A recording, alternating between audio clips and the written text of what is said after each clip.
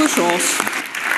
It's all just deflection and spin from this useless First Minister. Questions about Fergus Ewing are answered with Boris Johnson. Mr Ross, Questions Mr Ross, let's conduct our business with courtesy and respect. Well, I think it's perfectly respectful.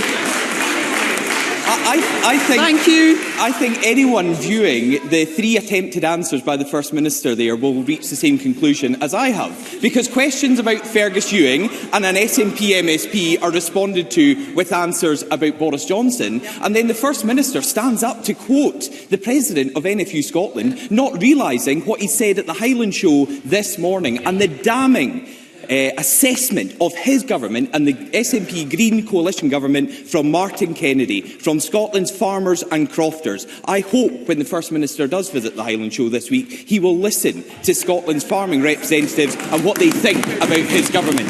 Because it is clearer than ever before that the green tail is wagging the SNP dog. The extremist Greens in government seem to be calling an awful lot of the shots of this SNP government. Their influence is having a damaging effect on every policy area.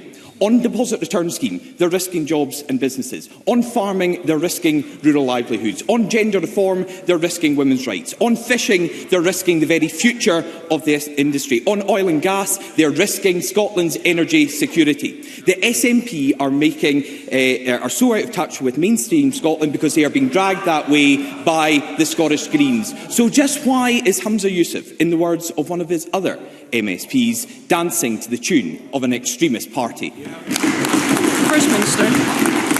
I'm being accused of being out of touch by the leader of the third party in Scotland, Douglas Ross. When he took over the mantle, of course, of leadership, his party was in second place. He's managed to lead them into third place, presiding officer. So I'm hardly going to take any lectures whatsoever on leadership from Douglas Ross. And let me just talk to some of the issues. First Minister, we will hear the First Minister.